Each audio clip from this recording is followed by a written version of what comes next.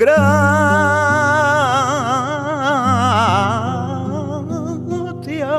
plena.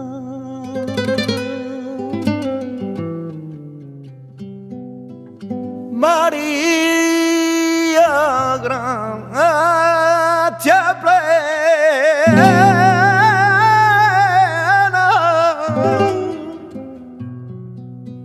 A lo largo de más de 20 siglos, en cualquier tipo de sociedad, también la nuestra, que se sustenta sobre tres pivotes, religión, política y economía, lo que más ha llamado la atención en el ámbito del primer pivote, la religión, ha sido esa inmensa fractura entre el Jesús de la historia, sustentado por los científicos, y el Cristo de la fe, apoyado por los creyentes.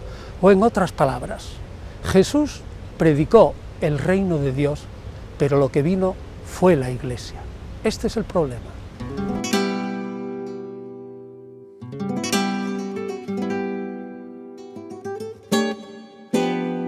Respecto al Jesús de la historia hay tres visiones radicalmente distintas.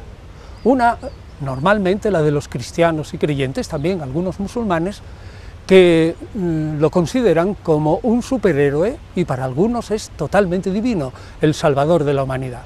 La adhesión de la fe se basa en el testimonio. Jesucristo comenzó con su vida, sus hechos, sus palabras, sus milagros, y eso es lo que transfiguró, cambió la vida de muchas personas. Lo que Jesús llevaba dentro lo sacó él mismo afuera, y sacó afuera una voluntad de darle al mundo una imagen del Dios compasivo, misericordioso, que llenó aquel mundo de esperanzas.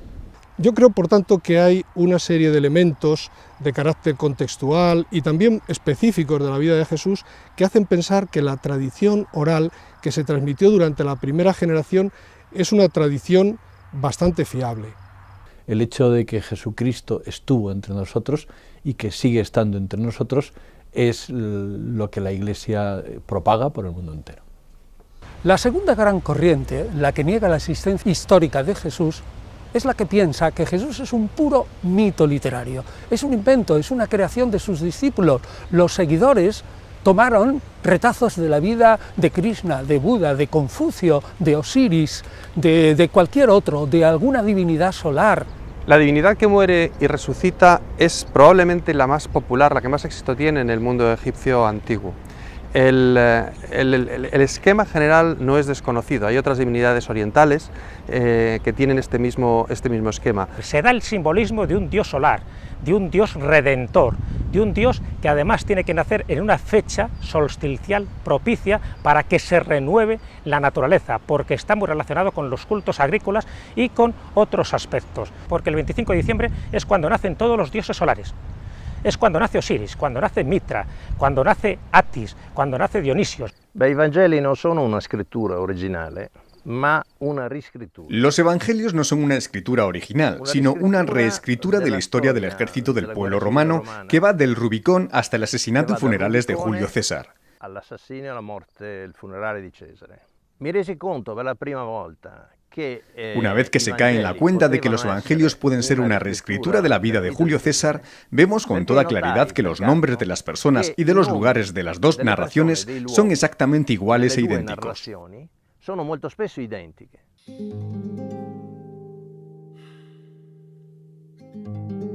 Bendito seas, Yahvé, nuestro Señor, que creaste el fruto de la vid.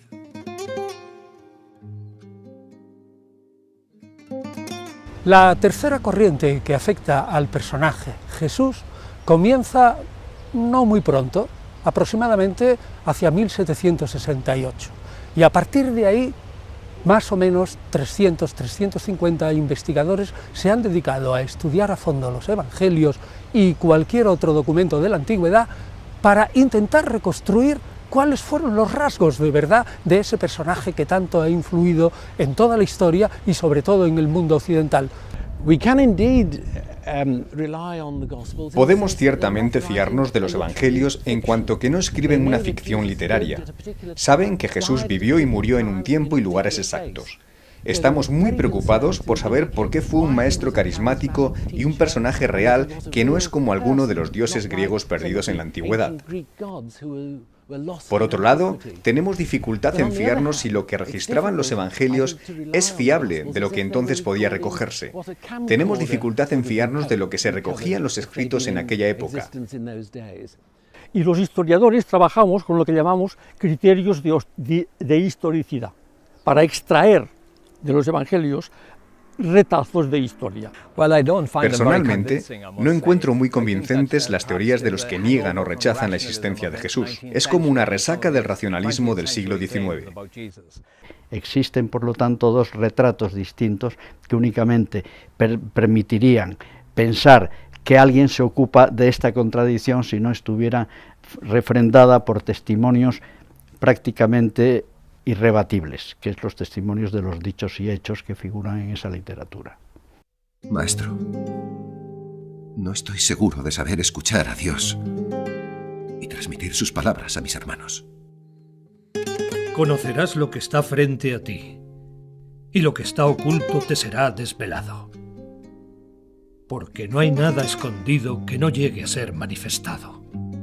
El Mesías en tiempo de Jesús era muy variado. Había desde judíos que creían en la existencia de dos Mesías, un Mesías guerrero, político, que habría de instaurar el reino de Israel de nuevo, el reino de David, y un Mesías sacerdotal, un sumo sacerdote que enseñaría al pueblo renovado la ley.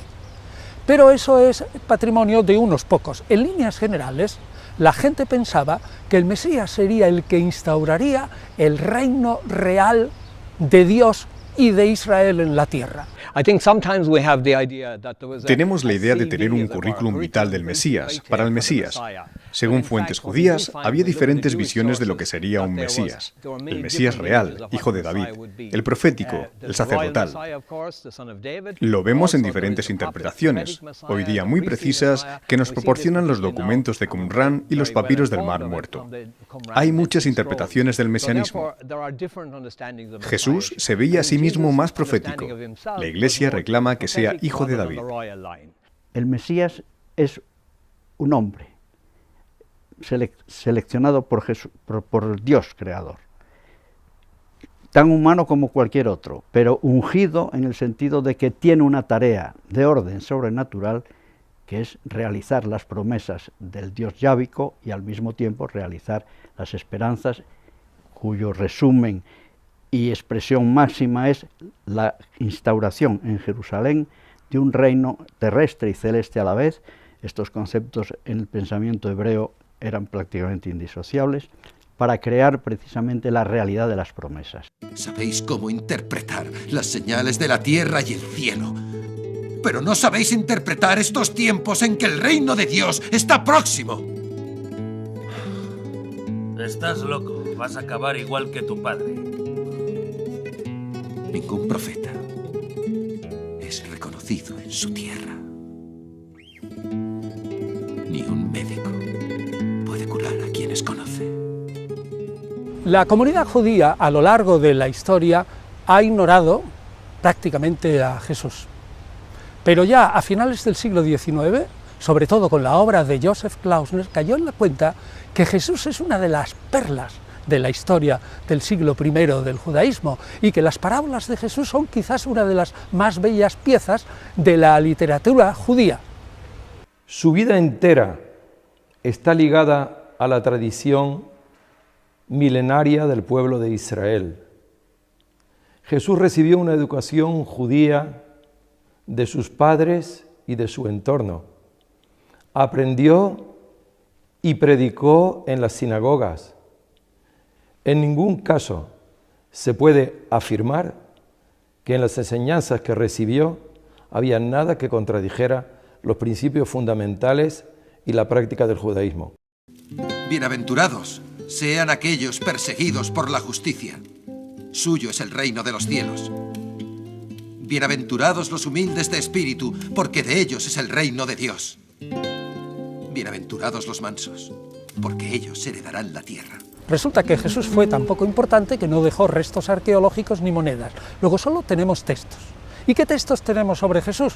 Pues fundamentalmente de sus seguidores. Ahora bien, todos los textos de los seguidores son naturalmente parciales. Los evangelios recogen los recuerdos sobre Jesús que se habían conservado en la tradición oral. Y es verdad que cada uno de ellos pues lo recoge con algunos acentos particulares. Esto se debe a que tratan de adaptar y responder a las necesidades de sus destinatarios. Se hacía necesaria la creación de unos escritos que fijaran las ideas sobre todo lo que había ocurrido. Entonces aparecieron cantidad de evangelios, pero del orden de 50 o 60, una barbaridad. Hay que elegir entre ellos cuáles tienen visos de acercarse más al Jesús histórico. Bueno, pues resulta que los más antiguos son justamente aquellos que la Iglesia defiende como sagrados: Mateo, Marcos, Lucas y Juan. Ahora bien, tenemos que aceptar que al ser escritos partidarios tenemos que leerlo con una lupa crítica. No basta lo que dicen, hay que confrontarlos entre ellos. El instrumento es la comparación, ver en qué se contradicen, ver qué dicen en contra de aquello que defienden teológicamente sobre el personaje.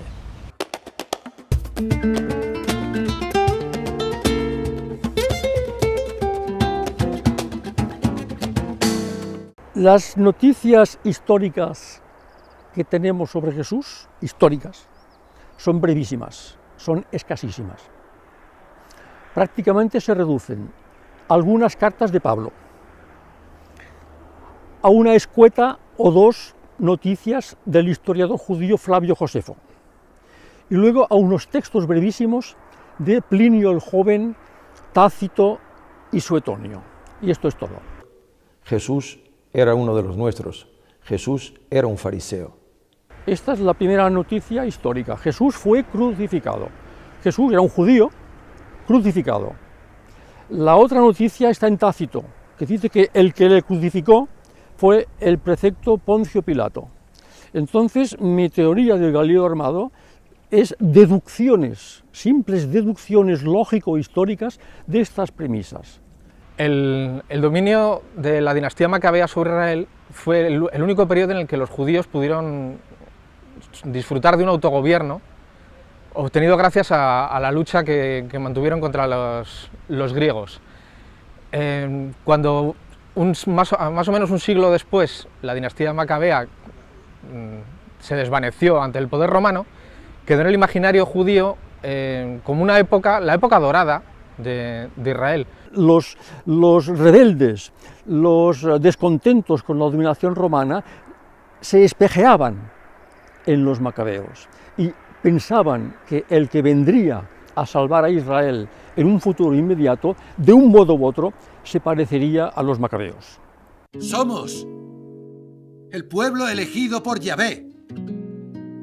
Igual que mandó a sus ángeles contra los ejércitos de Antíoco hace 160 años, los mandará ahora contra los romanos. Matatías y sus hijos Simón, Jonatán o Judas Macabeo devolvieron al pueblo de Israel su orgullo y su dignidad. Seguid unidos en Yahvé. El reino se acerca y la paz viene con él. Se ha descrito a los galileos como revolucionarios durante muchos años. Josefo los describe como valientes y animosos. Pero los modernos estudios, volviendo a las ideas de Hermann Samuel Reimarus, construyen esta imagen. Pero esta caracterización es un uso equivocado de la descripción de Flavio Josefo, que escribe poco después su Guerra Judía y tiene que destacar, por ser una figura militar, a soldados valientes. Creo que es una interpretación poco precisa, ya que solo era válido para aquella época y la región de Oriente Medio. Sí, en efecto, la vida de Jesús fue muy conflictiva. En Galilea promovió unas esperanzas importantes en sectores rurales que le seguían, pero alarmó a los sectores urbanos y herodianos. Después en Jerusalén sus grandes rivales fueron sobre todo la aristocracia sacerdotal. Y es que lo que Jesús decía en torno al templo les inquietaba, porque afectaba a sus intereses materiales. El hecho milagroso, profetizado por Joel, por Isaías, por Zacarías, por todos los grandes profetas, especialmente los del último periodo, sería la consumación de la derrota de los paganos y la instauración de un reino no solamente en hebreo judío, sino universal en Jerusalén. Eso naturalmente fue una fantástica utopía que encontró la realidad de las armas en el sentido de que una legión, probablemente de 400, 500 personas, o en fin, soldados, quiero decir, aplastó a una insurrección que ya estaba en marcha y de la cual uno de sus líderes, no sabemos si el único, si más, las fuentes no dan para más, era Jesús de Nazaret. Jesús de Nazaret y los suyos fueron pescados con las armas en la mano. No olvidemos que esa resistencia contra el Imperio Romano solo terminó en el año 135, con la muerte de los últimos resistentes. Es decir, estamos asistiendo a una batalla de cerca de un siglo y medio. ¿Era Jesús el Mesías de Israel? Es absurdo pensar que un ciudadano de tan baja extracción como Jesús se proclamara Mesías de Israel, cuando era claro por las profecías que el Mesías debía ser de casa o sacerdotal o real. No, Jesús no era ni de casta sacerdotal ni hijo de reyes, por tanto no tiene sentido que se proclamara Mesías. La casa de Dios es casa de oración y vosotros la habéis convertido en cueva de ladrones. ¡Ah!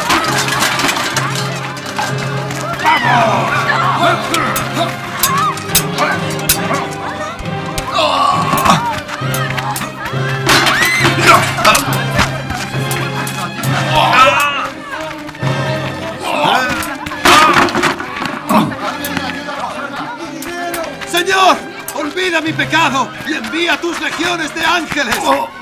Hemos sido celadores de la ley y estamos dando la vida por cumplir la alianza que hiciste con nuestros padres. ¡El reino, Señor! ¡Venga a nosotros tu reino! En los evangelios encontramos dichos y actitudes de Jesús que parecen no condenar o hacer la vista gorda ante la violencia, pero no podemos negar que esto convive con otras declaraciones en las que claramente Jesús se pronuncia en contra de cualquier tipo de violencia. El problema probablemente radica en distinguir qué palabras son auténticas de Jesús y cuáles pertenecen a los evangelistas y no son propias del Nazareno. Creo que el indicio más claro es que en las dos fuentes sinópticas más antiguas, el evangelista Marcos y la fuente de los dichos Q, no aparece ninguna condena explícita a la violencia. Así que probablemente es obra de los evangelistas que tratan de edulcorar unas actitudes de Jesús que no serían bien recibidas dentro de un público perteneciente al Imperio Romano y al que iba destinado el mensaje de los evangelios. Yo creo que hay un dato muy importante en lo que conocemos acerca de Jesús, en los recuerdos que han llegado hasta nosotros, y es que Jesús era ante todo un hombre religioso, que nació en un pueblo religioso y que vivía en un mundo religioso. Y esto es, me parece, importantísimo para comprender a Jesús. Jésus un violent, certainement pas. Jesús violento, ciertamente no. En el núcleo de su mensaje hay el imperativo: amad a los enemigos y rezad por los que os persiguen. Jesús anunció el reino de Dios. Justamente el reino de Dios es un reino del amor, de la acogida, de la compasión, un reino que acoge a todos. El derecho romano es muy estricto y estipula las penas para cada delito. Has cometido un delito de lesa majestad. Has osado manchar la grandeza del Imperio Romano. Y eso es motivo de ejecución. ¿Tienes algo que decir?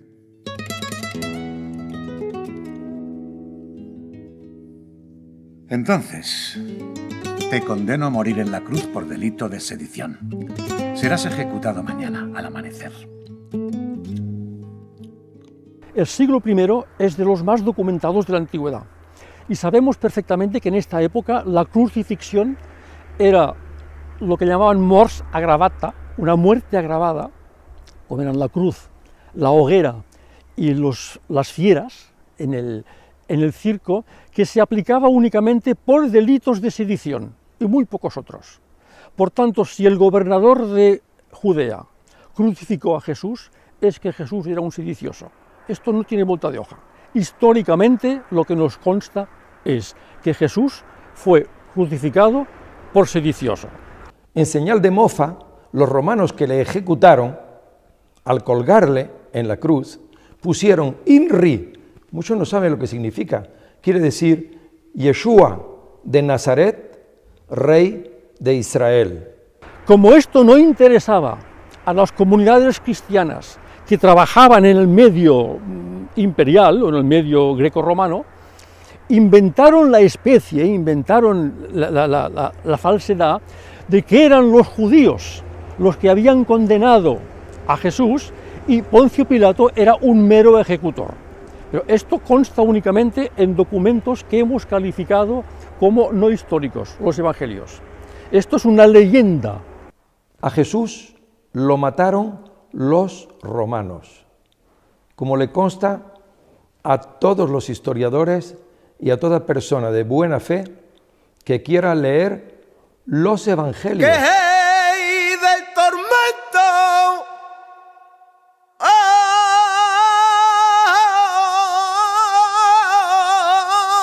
El crujío.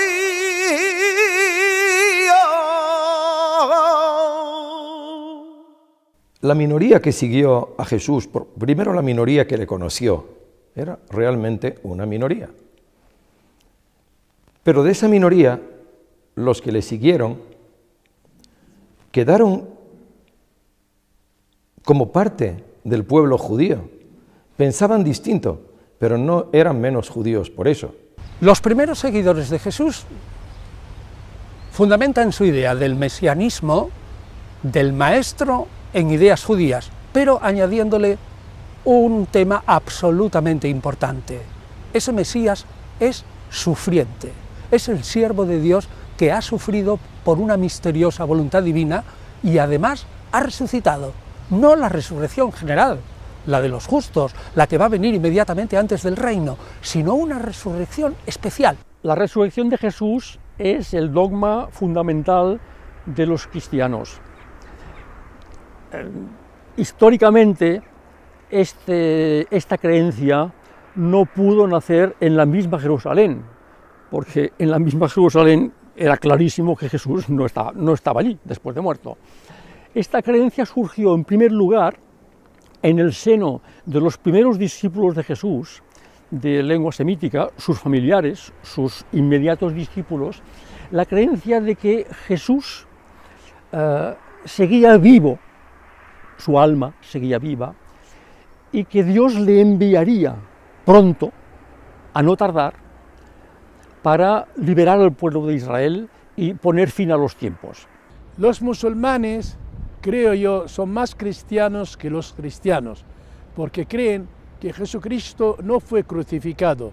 Justo el momento que iban a crucificarle, Dios le ascendió al cielo y todo musulmán está esperando el regreso al universo de nuestro Señor, así viene el Corán, Jesucristo, que le llaman al Mahdi, el bien guiado. Respecto a la resurrección de Jesucristo, hay que distinguir dos planos, lo que sería el plano de la historia y lo que sería el plano de la fe. En el plano de la historia hay datos claros, el sepulcro vacío, unas apariciones y una transformación de unas personas que han convivido con Jesucristo después de su resurrección. Es curioso que en esta carta a Timoteo tu maestro Pablo dice: no permito enseñar a la mujer ni tomar autoridad sobre el hombre, sino permanecer en silencio. Me voy, Lucas. No quiero escuchar más eso que tú y tus seguidores contáis a la gente sobre la resurrección y la ascensión de Jesús a los cielos. Pablo de Tarso fue una persona, un judío, claro, con una gran formación helenística y por tanto un hombre de una gran cultura y de una gran visión. En contraste con todos los discípulos de Jesús que eran pescadores, seguramente analfabetos o con muy pocas letras, y entonces este hombre tuvo una gran visión después del accidente que tuvo con el caballo. Tuvo una gran visión y se dio cuenta de que ahí podía establecerse quizá una nueva religión. Ese personaje se creyó que había recibido una revelación celeste y que le había comunicado cómo era en verdad Jesús. y que él era el que tenía que predicar a todos aquellos que quisieran salvarse cómo era Jesús y cómo había que apropiarse lo que Jesús había conseguido delante de Dios en beneficio de la humanidad. Sí, algunos han solido decir que el fundador del cristianismo fue Pablo de Tarso. A mí me parece que es insostenible.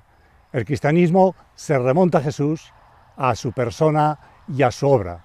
Es verdad que Pablo fue decisivo, porque lo que había comenzado en un rincón rural del imperio, él es capaz de introducirlo en los grandes centros urbanos. Esto fue, sin duda, una hazaña. Lucas, escucha. Si quieres contar historias, mejor cuenta lo que en verdad sucedió. Juan, qué dichoso eres por haber vivido al lado de Jesús nuestro Señor y haber enriquecido tu alma con sus palabras. Quiero que mi evangelio sea digno de reflejar la grandeza de aquellos acontecimientos y supere y enmiende algunas de las cosas que Marcos y Mateo escribieron. Como tú, ambos fueron discípulos de Pablo de Tarso.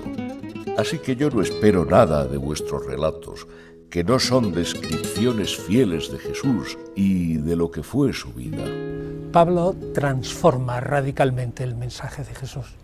Lo repiensa, lo reinterpreta de nuevo. Es el producto de una revelación de un hombre que no es palestino, que es un individuo del imperio y que cae profundamente en la cuenta que ha llegado el final de los tiempos, que ha venido el Mesías, pero que ese Mesías no puede ser solo para los judíos, ha de ser un redentor universal. Respecto a Pablo, lo que hay que decir es lo que él mismo dice. Está enamorado de Jesucristo, ya no soy yo el que vive, sino que es Cristo quien vive en mí. Tenemos datos suficientes para comprobar que la cristología de Pablo se desarrolla desde los datos que Jesús le da en la revelación, desde los datos que él contrasta con los apóstoles en la comunidad de Jerusalén y desde lo que él desarrolla a través de su vida de oración.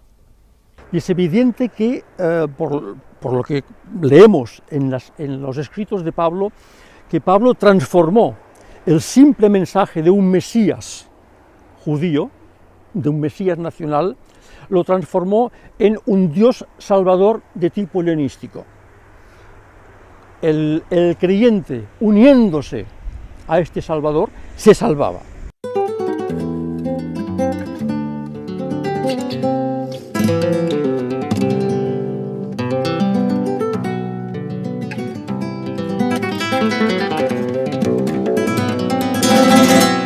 El concepto de un Dios que desciende a la tierra, que sufre, que muere y que resucita, existe en el Mediterráneo de alguna manera desde el siglo VI a.C., pero de un modo un tanto confuso, pero existe.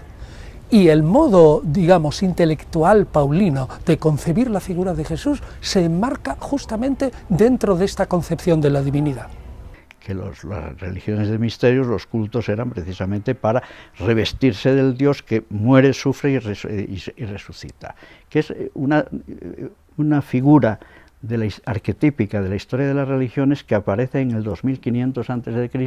en el ciclo osírico. Osiris, rey de la inmortalidad, divino, a través de la concepción de Isis, que por cierto era adulterina porque copuló con el hermano de Osiris.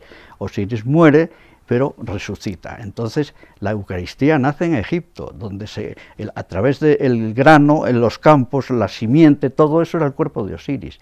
El misterio cristiano no copia directamente de los cultos de misterio, pero se integra perfectamente dentro de esa atmósfera. Es decir, Pablo, que es el que crea propiamente, o el primero que pone los fundamentos para la teología cristiana, no se sienta en una mesa y empieza a copiar y toma un trozo de aquí, de un culto mistérico, otro trozo de allá. No, se mete dentro del espíritu y lo que hace es decir, lo que los cultos o religiones de misterio ofrecen al fiel creyente es exactamente lo mismo que lo que ofrece Jesús, lo mismo, pero mucho mejor, más fácil y encima gratis. Y te pido que cuando mueran todos los que vieron a Jesús, incluso cuando muera yo, te des a la tarea de redactar un nuevo evangelio, uno dedicado al amor. Y la palabra se hizo amor y habitó entre nosotros. En adelante, Jesús será el Cristo y su vida ya no será patrimonio de la historia verdadera, sino de la fe. En la literatura cristiana del primero y del segundo siglo, tanto en los evangelios como en los Hechos de los Apóstoles o en las cartas, y toda la literatura cristiana muestra la ausencia de sincretismo. Los cristianos están expresando una novedad perenne. Son escritos que los discípulos de estos personajes redactan para sus fieles. O sea, no es que primero venga el Evangelio y después la fe, es al revés. Primero viene la fe y después el Evangelio. El Evangelio refleja la creencia de los cristianos, no refleja lo que ocurrió. Ante el fracaso religioso-político del intento de Jesús de realizar las esperanzas del Mesías y de instaurar el reino, sencillamente derrotados sin esfuerzo ninguno por la policía de Jerusalén y además una legión romana, el hecho de este fracaso total, que le costó la vida por sedicioso a Jesús de Nazaret, después de un proceso relatado de una manera pues absolutamente adulterada, interpolada, etcétera, etcétera, para hacer creer a los lectores que Jesús no había tenido nunca nada que ver con la sublevación contra Roma. Entonces este fracaso, la comunidad cristiana, no sabemos por qué mecanismos psicológicos y personales, no aceptó el hecho. La teología de la sumisión al poder establecido no es de Jesús de Nazaret, porque él en su vida y en su práctica siempre cuestionó el poder y lo criticó, tanto el poder político como el poder económico, como el poder religioso. Y se duda que este texto en concreto sea de la autoría de Pablo. A mí me parece que la teología de Pablo es una teología antiimperial y no de sumisión al poder. La imagen de Jesús que Pablo tiene se basa en esta tradición sobre el Jesús terreno, pero es verdad que no es solo esa tradición. El mismo Pablo dice que ha tenido un conocimiento de Jesús por revelación. Él ha visto a Jesús resucitado y por tanto esa experiencia interior que él tiene le ayuda a reformular la experiencia o la tradición que ha recibido. Si el imperio hablaba de la paz romana, a través de la violencia y la conquista y la dominación de los pueblos, Pablo habla de la paz a través de la justicia. Pero lo que sí es verdad es que a partir del siglo IV se produce esta alianza entre el trono y el altar, y eso supone una ruptura con los orígenes del cristianismo, con el mensaje de Jesús y por supuesto con toda la teología de Pablo.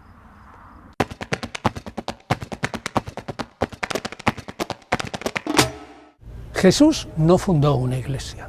Jesús lo que constituyó fue un grupo de 12 que fuera el símbolo del Israel que tenía que estar restaurado, a saber, que iba a ser el Israel del final de los tiempos. Creo que Jesús era un profeta convencido del fin inminente del mundo y la llegada del juicio final. Y lo que él pretendía era el arrepentimiento del pueblo judío para que el juicio no les pillase desprevenidos. Si el mensaje era este, creo que resulta incoherente pensar que Jesús pretendiese crear una institución jerarquizada destinada a transmitir su mensaje a través de los años o los siglos. Es imposible en principio. La Iglesia empezó después de Jesús. Su primera enseñanza en el Nuevo Testamento concierne al reino de Dios. No tenía la Iglesia en mente. Él no tenía esto en mente. En ese sentido, podemos decir que estaba predicando el reino de Dios, y cuando desapareció de la escena, en la cruz, y después de la resurrección, había una nueva comunidad llamada Iglesia. Ja, es ist so, es gibt dieses Wort Jesu an Petrus, du bist Petrus. Ciertamente existen esas palabras de Jesús a Pedro: tú eres Pedro y sobre esta piedra edificaré mi iglesia, que se hallan solo en el Evangelio de Mateo. Y también unas frases parecidas dirigidas a Pedro en el Evangelio de Juan, en el capítulo 21. A pesar de ello, yo no diría que Jesús quiso fundar una iglesia. Jesús se había enviado por Dios solo a Israel. Jesús no quería fundar una nueva religión ni una nueva organización aparte o fuera de Israel, sino solo deseaba conducir a Israel hacia Dios.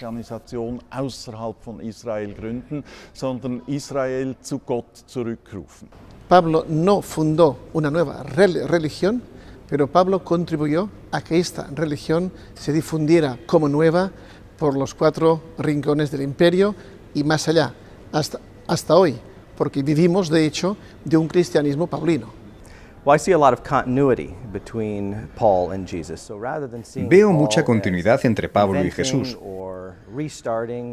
Más que ver a Pablo como inventor del cristianismo o volviendo a empezar, lo veo como que Pablo continúa y expande lo que Jesús hizo. Recibió la tradición y la expandió en un contexto diferente. El ministerio de Jesús fue en Palestina. El de Pablo lo extendió más y tomó el mensaje de Jesús como tarea misionera y lo adaptó a aquellos contextos especiales.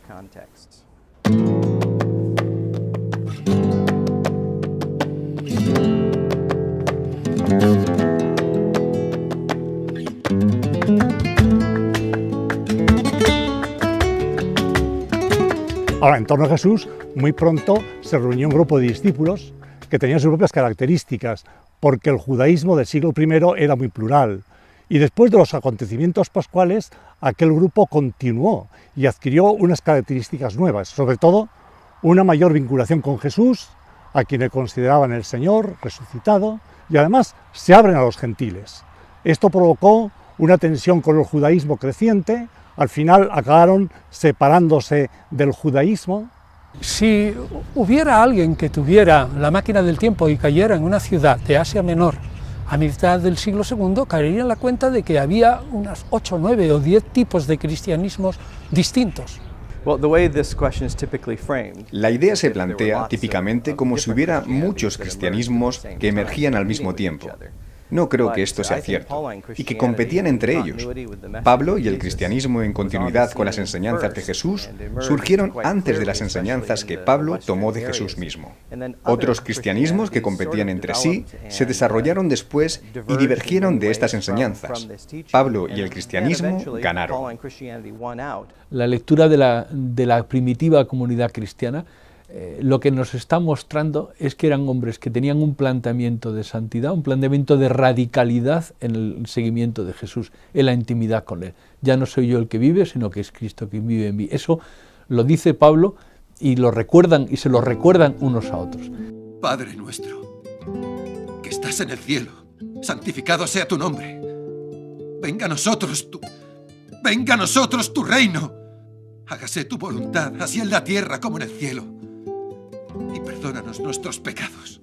Una vez que el paso de la historia había eliminado prácticamente del campo visual del cristianismo los cristianismos judíos o los cristianismos gnósticos y quedan solo los paulinos, las iglesias paulinas se organizan de una manera espléndida para fortalecerse en su posición en el mundo. Se constituyen en una estructura de poder. ¿Y qué es lo que hacen? Pues primero, controlar las Sagradas Escrituras. La interpretación de las Escrituras la hace solo la Iglesia. Segundo, controlar la tradición. Toda la doctrina cristiana es una tradición, es un depósito, y quienes controlan ese depósito son los jerarcas de la Iglesia. Tercero, controlar esa misma jerarquía. Decir que los jerarcas de la Iglesia solo pueden ser sucesores de los apóstoles o de los obispos primitivos y que han de ser controlados por los obispos anteriores. Y por último, se constituye un canon o lista de libros sagrados que es el Nuevo Testamento, cuya llave e interpretación la tiene la Iglesia también y su jerarquía. ¿Cómo veo que se desarrolló el canon? Era un proceso de lo que iba emergiendo y que confirmaba lo que las iglesias veían que estaba pasando. Lo que las iglesias veían era si los libros eran útiles y tenían vínculos con los primeros escritos de la cristiandad, y surgieron como los más importantes. Emergieron los libros más importantes. En el siglo II los Evangelios y los Hechos se ponían juntos. Pablo quizás tuvo un papel importante cuando se unieron sus cartas.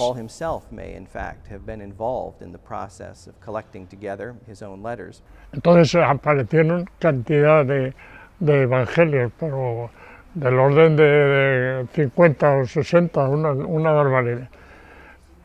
Entonces la Iglesia no tuvo más remedio que decir, bueno, vamos a establecer un canon exacto de lo que ha pasado. Entonces se eligieron 4 evangelios. Fue muy amplio, pero algunos grupos sí quedaron excluidos.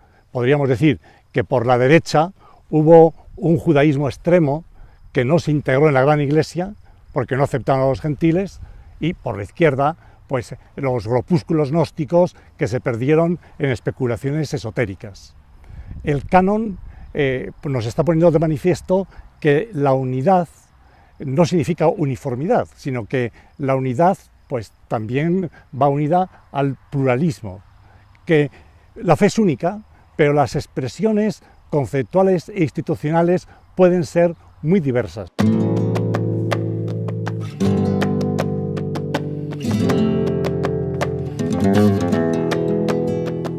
La Iglesia Católica actual es un instrumento de poder, es un ejercicio de coacción, prácticamente como todas las sociedades, de sus fieles, y se basa en una serie de fundamentos.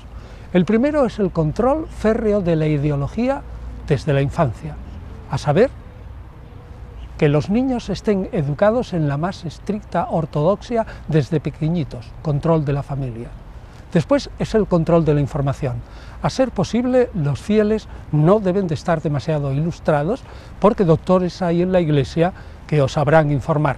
Tercero es un control económico y político de la masa de los fieles, muchas veces de acuerdo con la sociedad civil u otras formando un bloque en contra de esa misma sociedad civil. Y además lo que es terrible es que la religión hoy día está manipulada desde el nacimiento, y eso es la prueba flagrante de que el ser humano por sí solo, y dejando que el desarrollo racional tenga las etapas que corresponden a la especie Homo sapiens, no llevaría nunca hoy día a este espectáculo de la Iglesia Católica. Esto es producto de esa fábrica de nacimientos que constituye el hogar, los primeros pasos, los primeros balbuceos, y luego la imaginería del angelito, de Jesús, de no sé qué, luego la primera enseñanza primaria, la clase maternal. Todo eso, claro, construye ese cerebro. Además está estudiado por todos los sociólogos, desde Berger hasta los últimos, ¿no? Está en manos de la Iglesia totalmente, prácticamente la enseñanza. Entonces desde pequeños les forman en esa. Después, y eso ha sido fundamental, la Iglesia ha tenido desde el principio un poder extraordinario, sobre todo un poder económico, que luego se ha transformado en poder político. Yo creo que es absolutamente consciente y premeditado la idea que tiene la Iglesia de que es necesario formar a los niños desde su más tierna infancia en la ideología religiosa. Es totalmente premeditado, está fundamentado en muchos estudios y además yo creo que está totalmente probado de que es la gran eficacia. Los obispos, que son los sucesores de los apóstoles, igual que el pueblo cristiano, creen y viven lo mismo. El oficio de gobernar la Iglesia, de defenderla frente a las desviaciones, no solo lo viven los apóstoles o los obispos, también lo vive el propio pueblo fiel. En ese sentido, la Iglesia es una comunidad viva, que ella misma rechaza lo que no coincide con la tradición, con lo que se llamará la regla de la fe. Cuando esto ya se instala con el poder político como aliado y, por decirlo así, alter ego, pero de lo mismo, se hace un fundido de imperio político e imperio religioso que no se lo salta un torero, y que seguimos en ello, porque la inercia y que te resuelvan todas las cuentas y que te den la posibilidad de tener la inmortalidad sigue siendo tan intensa como el hombre prehistórico que creó el animismo y la dualidad alma-cuerpo. Vamos, imbatible.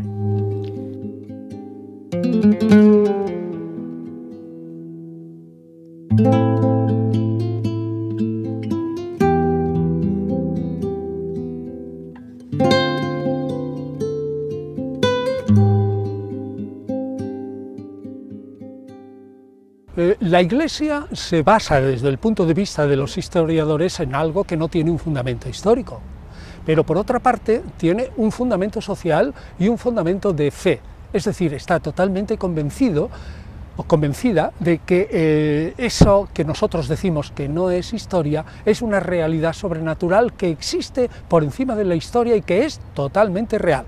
Yo de verdad creo que tienen una ilustración aproximada a la que podemos tener los curiosos no creyentes respecto del hecho religioso. Y yo de verdad no creo que esta gente, que era atinada en sus juicios para las cosas de la tierra, puedan tragarse ese disco. De unos lo sé positivamente, porque algunos ya, incluso no de la curia y tal, hay gente que te dice, pues yo, no, es que la fe, y sobre todo ese resumen que está muy de moda, claro, que es una escapatoria, no, es que la religión es Cristo, Jesús es amor, y nada más, los demás no te... Claro, esto es una cosa de clínica psiquiátrica, de sacadineros. Yo no puedo meterme a hacer un juicio de intenciones y las altas esferas, por ejemplo, digamos, obispos y cardenales creen firmemente en los dogmas de la Iglesia.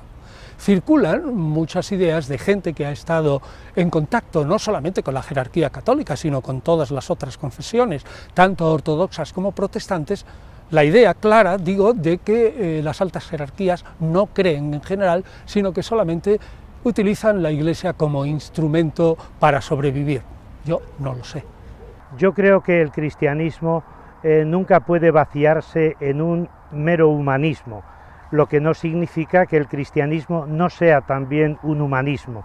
Y ciertamente en la historia del pensamiento, de las ideologías, en la historia de la política y de la cultura, una de las grandes aportaciones que ha hecho el cristianismo ha sido precisamente el reconocimiento de la dignidad de la persona, de la igualdad y de la libertad. Todas las iglesias actuales, de cualquier tipo de denominación y de confesión, tanto protestantes como católicas, como ortodoxas o como cualquier de otro tipo, tienden a aprovechar, digamos, el fenómeno de la globalización aplicando de una manera consciente o inconsciente las mismas reglas. Es decir, la confesión ha de ser global, ha de estar controlada por los mismos pastores, ha de tener las mismas ideas, ha de tener la caja común y un control férreo de las estructuras. Al fin y al cabo, las iglesias, una vez que prescinden de su apoyo sobrenatural, prescinden y se fundamentan en este mundo, se comportan como cualquier otra sociedad de poder. En la medida en que yo vivo lo mismo que vivían los primeros cristianos, estoy siendo fiel a lo que llama la regla de la fe, o esos primeros símbolos cristianos que se transmitían en el arcano, que se debían aprender de memoria, pero no se debían de comunicar, porque eran algo muy íntimo, muy grande. En ese sentido puede haber profundización teológica, y siempre habrá profundización teológica en los dogmas, porque cómo expresar realidades tan sublimes, ¿no?